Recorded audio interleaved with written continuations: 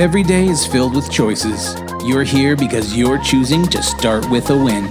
Get ready to be inspired, learn something new, and connect with the Win Nation.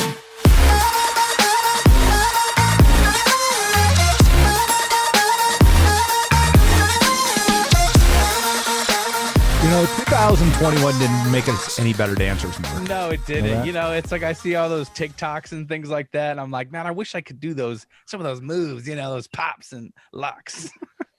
Well, we had last year we had Twitch at our convention, and I introduced him, and I'm up on stage just like, hey, let's see what you got. I'm like, whoa, wait a second here, because that guy was a professional dancer. Yeah, exactly. So I don't know. I'm not getting any better by doing these podcasts, though. But you know what? It's all about having fun, moving your body. It is. That's right. It is. And speaking of having fun and just being around great people, we have an amazing guest today. I'm super excited to introduce one of our longtime friends and amazing broker owners in the RE/MAX network.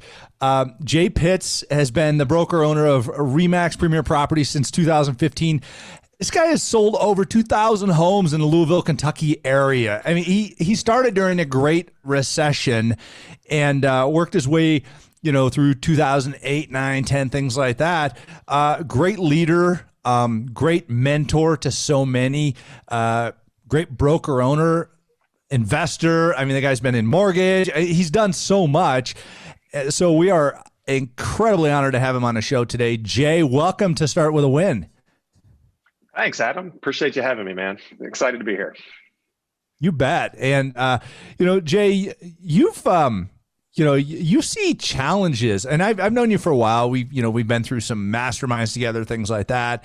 And we're really excited to have you on here. You look at challenges as opportunities. And that's really what I want to talk to you about today, because you help a lot of people find opportunities in their business and everything from the consumer to agents, to team members, tell us, where do you come from? I mean, we're trying to let's build a foundation for your success here.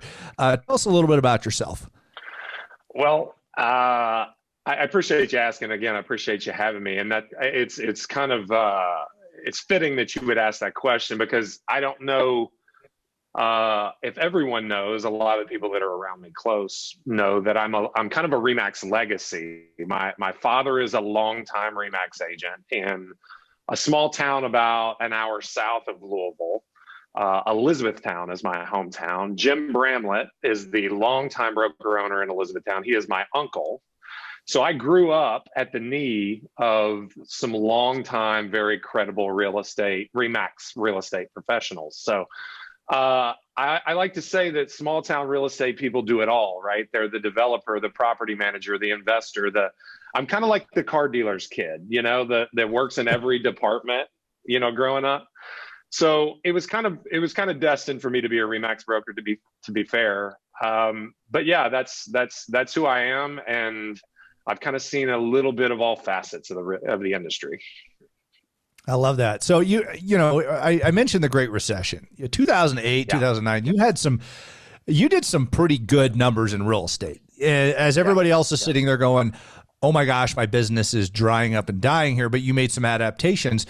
I mean, what were you thinking? Where did you go? Hey, the economy sucks. The housing market's crashed. I think I'm going to go head on into this. I mean, what were you thinking at that point? Well, we talk about my dad. I was raised to be an entrepreneur. I was raised to be self-employed. That's how I was taught. And I was always taught that it's better to rely on yourself for your own income than from someone else that would give you a job to earn an hourly or a salary, what have you. But so I had a pretty good gig. I was in the mortgage business, originating for a lot of agents that I knew because I was close to the industry. And it just wasn't right. It didn't feel right. I was recently married. I was married in, a year or so before. And my wife and I were just trying to figure out what our life was going to be like. And I just didn't love it. So I went in and I gave my notice. And as they do in the finance industry, they don't take notice. They said, okay, you're done. And so I had a real estate license that I had gotten kind of on the side. And I knew that's where I was meant to be.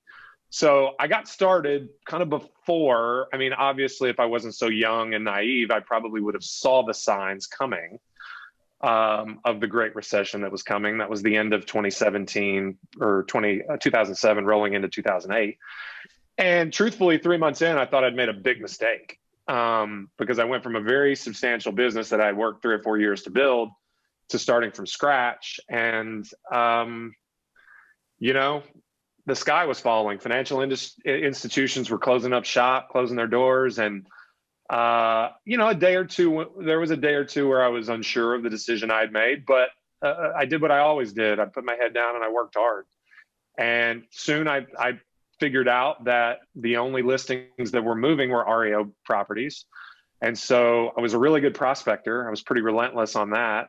So I just got on the phone and I started, you know, wearing out these asset managers at banks. I did BPOs for pay, $40 a piece. I did 20 a week just to kind of keep some income coming in. And before you know it, I got a listing from it, and then 2, and then 4, and then next thing you know, I've got 100. So it was quite interesting times. Wow. Yeah. I remember there were these different agents, you being one of them, where you'd start to see people ordering just a ton of signs, and you're going, all right, this person's found their niche in getting those listings. Happening? And the next thing you know, yeah, then there's Jay Pitts signs all over the place. And, you know, we've always said the person that owns all the listings owns the market, right? I mean, what happened to your phone ringing at that point? Because your phone number's all over the neighborhoods. Yeah, no, for sure. I mean, I remember vividly, who's actually a good friend of mine, who was the first agent I brought on my team, who is now a RE/MAX broker owner as well here in Louisville. His name is Eric Scroggin. He was working in banking, and he and I played college baseball together. And I always knew, I don't know if other broker owners have this, but when you meet someone, you just know that they would be great in real estate. Eric was a friend, and I knew he would be amazing. And he is, you know, a decade later, he's killing it. You know, he's doing amazing. But I called Eric and I invited him to lunch, and I took him. Back then, it was like the 1-800-IVR ProQuest Technologies kind of thing, not to give shout outs or anything. Sorry about that. But I just remember having text message after text message on my phone where I could just scroll, and they were all sign calls. And I said to him, I said, man, you just have to get into real estate. I've got so many leads. My phone doesn't stop ringing. I need help. And he left his job, to his credit, and jumped in, and the rest is kind of history. Wow. That's, it's foundational for the success that you've continued when you think about that. I mean, so many agents are like, you know, when you walk up to an agent, you go, what do you want? And they go, I want my phone to ring, or I want leads, or something like that. You went out and created them. Yeah. So I want to dig into that a little bit, because, you know, I get the calls, you get the calls. We deal with this quite a bit, not just in real estate itself, but in sales in general. And it seems like people are afraid to go out and create a customer base.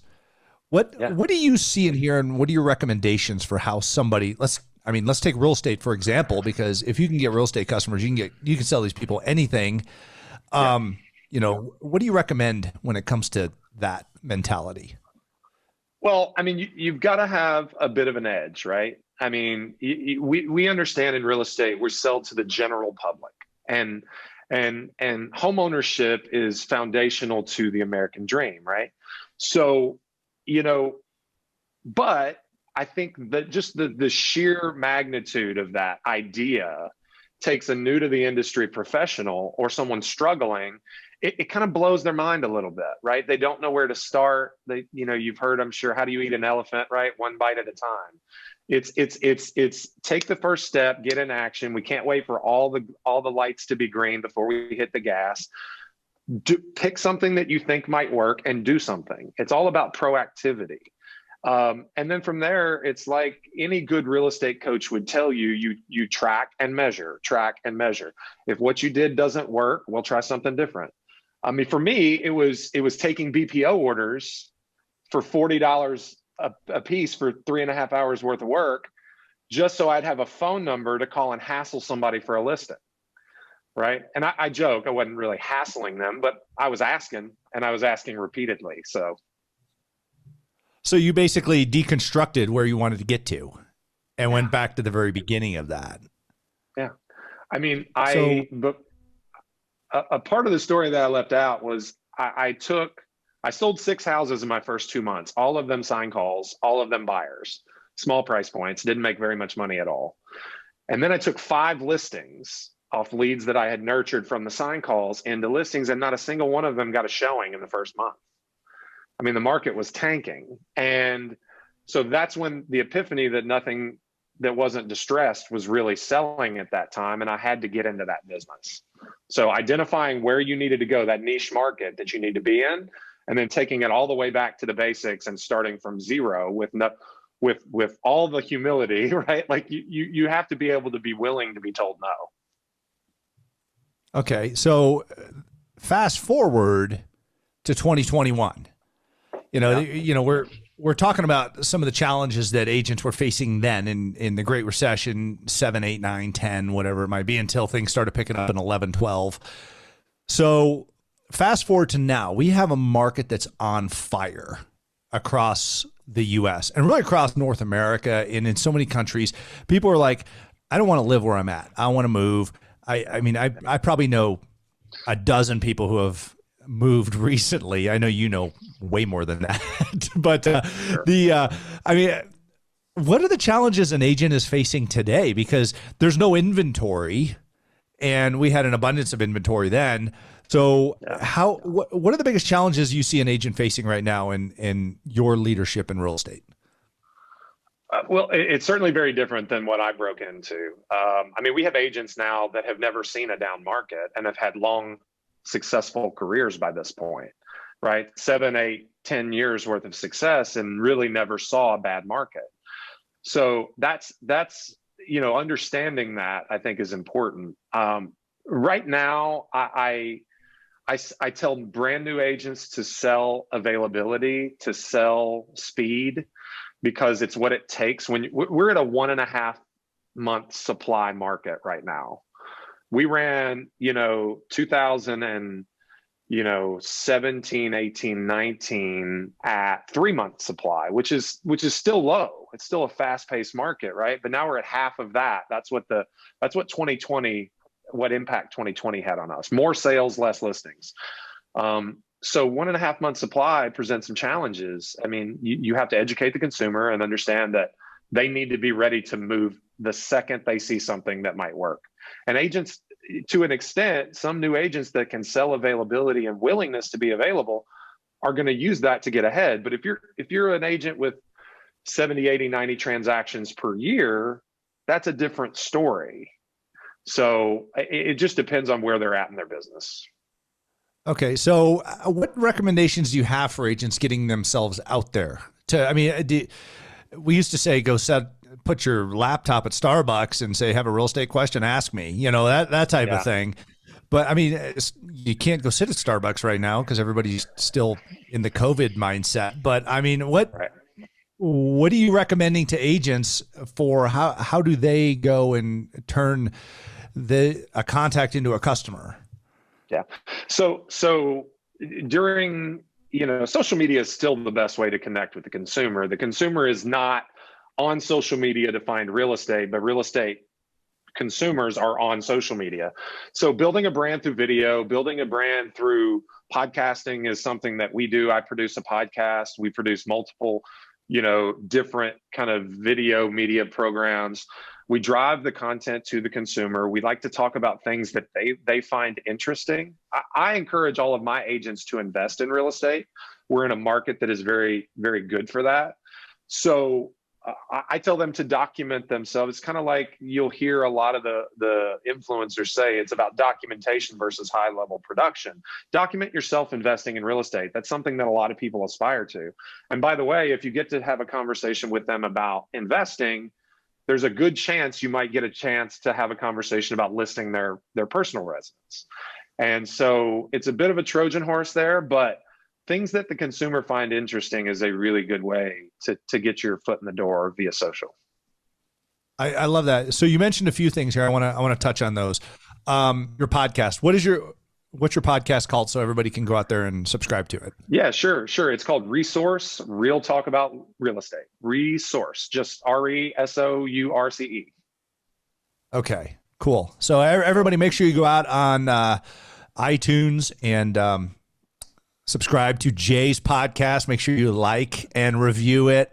If you haven't liked and reviewed, start with a win. Since we're on this topic, 5 stars only, right? 5 stars. There you go. Yeah, I don't know if clicking 4 stars works on there anymore. It's it's the only button you can hit is 5, right? Something like that. I don't know, but it's greatly appreciated. But yeah, be sure and check those things out because these are nuggets of gold here. Great information. Jay, what about your videos, social media, things like that? Any particular channels that they should be looking for you on? Well, yeah. So you can find me on all the regular channels. Just a name search is the easiest way to find us. JT Pitts and Associates is the team Facebook page. We're at about 30 agents now, so we have a ton of activity there. I encourage all of my agents to have their own individual pages. One thing that's been quite interesting, I've been producing a lot of content for us, right? We call it JTP University. A lot of it is kind of our training and onboarding, but we've made it available to the public. And what I've found is consumers are very intrigued and interested in how agents talk to one another. So I don't know if you're a mentor or a team lead, but you might consider producing some training content. I've seen a lot of the behind the scenes kind of stuff come out from several influencers, but it's that was a unique one for me. I didn't see that one coming. That's a great point. And everybody's going, oh, well, I don't have a training class or whatever. You know what people want to hear? They want to hear what you think is important right now. I mean, that's true. That's really, if you were to write a little news article, it would, here's the headline and then here are the important points. Put your content together like Jay's talking about and push that out there and go check out what he's got going on here because it'll be a great example. And a lot of this stuff, you can just use information from your marketplace. Relatively similar concepts. I mean, real estate is, other than the contractual changes state to state or locale to locale, the conceptually buying and selling real estate is relatively similar. So, some great ideas come there. So thanks for that, Jay. I want to dig into another thing that you mentioned, though. Sure. You talked about coaching. And I know you and I both are huge fans of that. Give me your perspective. Should an agent have a coach and why? I think that, again, that depends, right? I'm a big proponent of coaching, but I do believe that it more than coaching, an agent needs mentorship. And if the best way to find mentorship is through hiring a coach, then by all means. If the finances work, then by all means. I've had a coach consistently since 2012. So 4 years into my business, I would venture to say that there probably were REO listing agent coaches back then, but I kind of had my own program. When I was looking to pivot my business from REO focused to more traditional as the market rebounded, that's when I went and found a really solid coach. So yes, if the financing works, if the finances work, then absolutely. I find that as my career has progressed, it's less about them telling you something you don't already know and more about the personal accountability that comes with it. It's a workshop for me, right? So just don't think that because you're far enough into your career that you know most of the plays in the playbook that coaching isn't for you. I think coaching is still for, those that have achieved, really, really high heights. Great answer. And I've had it put a couple times to me this way that, you go to training classes, you get coached, things like that, because we need to be reminded more than we need to be instructed. That's true. I think you hit that nail on the head. So much of what coaching is getting you to hold up the mirror. The coach asks you questions and gets you to say what you've been doing. And they go, is that what you should be doing? And I mean, it's really a vulnerable situation, but it gets you off the dime. So you start going and doing the things that you were finding excuses for. So it's fantastic. So, and I want to kind of wrap things up with one final question here before we get into my big question that I ask everybody. And you and I were at a mastermind together, and you brought some of your team with you. Yeah. I mean, you're a good leader, man. I got to throw props to you. Kudos to you. I'm sure the and I've talked to quite a few of the agents in your office. They love you. So by the way, if you're in Louisville and you're looking for a great office, go check Jay out. But the reality is here, you care about the development of your people. Why did you take people to that mastermind? I mean, what were you looking to get out of that? Because a lot of people are like, oh, I have to go to a training class, especially in this industry. We get beat over the head with training and CE credits and things like that all the time, but they were there willingly. They were hungry, and it was cool. Why did you do that? And what do you have to say about what a good leader does to develop people?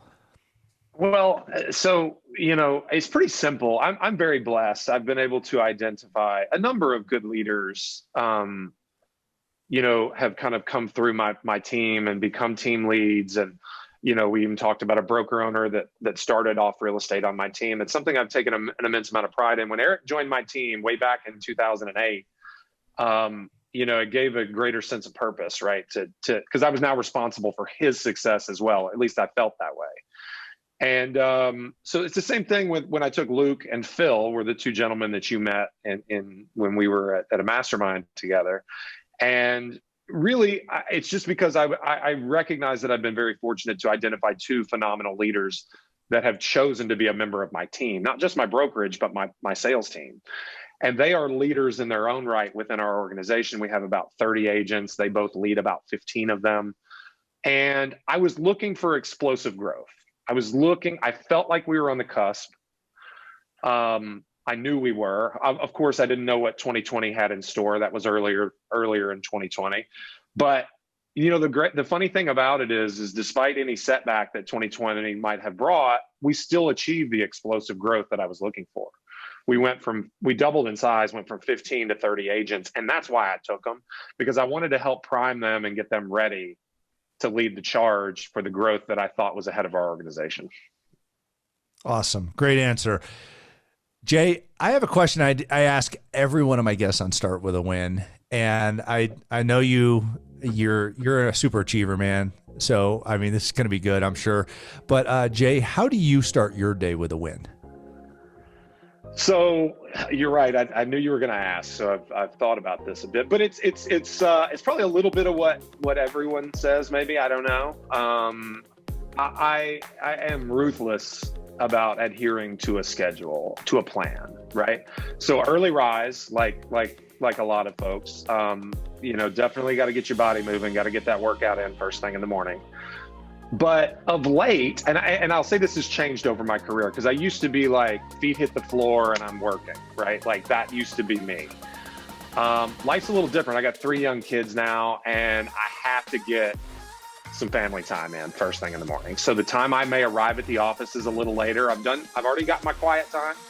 I've already got my workout in, but I got to get some kiddo time. I got to get some time with my wife, and just whether it's just breakfast, a bowl of cereal, or helping my son with his homework, whatever it is, you got to refresh and remind yourself why you're doing it.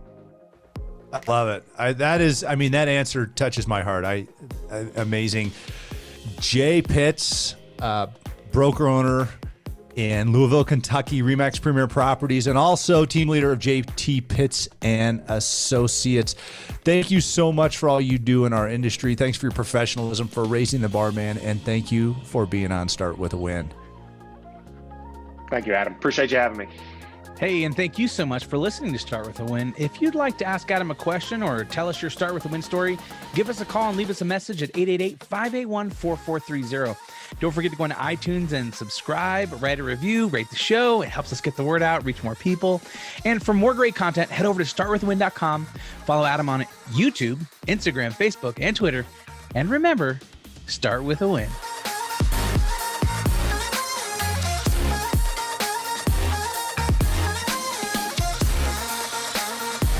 Hey, Mark, are we still on YouTube? Oh, we're still on YouTube. We're still live, man. Well, this is Jay. This is our after show secret part. That's right. This is the after party. Yeah. Oh, wow. Exactly. Yeah. This is when we share all the good stuff. That's right. If you made it through the podcast and stuck around, you get the extra gold. I like it. Yeah. There we go. Jay, you were talking to me about team core values. And Yeah. what are the five? Was it the five? What's like the five keys that really make a team strong? And can you elaborate on Sure. some of that? No, totally happy to. So this is really fresh in mind because I spend a lot of time at our annual team retreat, which we're doing tomorrow, by the way, talking about core values. So these are, the two leaders that Adam and I were talking about a minute ago, and I, along with our director of operations, sat down and discussed. It's this is just for us. I don't know that this is exclusive to everyone or should be, but coachability is very important, right? Just a reflection of the fact that there's always someone that achieves more and better, and we can always improve. Resourcefulness is something, just kind of what we talked about. Making something out of nothing is is imperative to success in this business. Education, you're never done learning. Empathy, we work with an intensely, personal process for people, whether it be clients or agents or mentors, mentees, whatever. Empathy is incredibly important. And probably certainly last but not least is discipline, just because I believe so firmly that the difference between good and great is discipline. Yeah. Wow. That was worth sticking around for. That's right. Talk about a gold nugget. Yeah. You're going to have my agents. My agents are going to be joking on me when I get done here. No. I love it. I love it. Cool. That's awesome. Hey, well, guys, thanks so much for sticking around. Hey, if you enjoyed this content, don't forget to hit that subscribe button, click that thumbs up, and click that bell icon. There's a lot of things you got to click and do, but do those things so that you get notified every time we put up a new episode here on YouTube, and it'll help you kind of stay in the fold with us. So anyways, thank you guys so much, and we'll see you when we see you.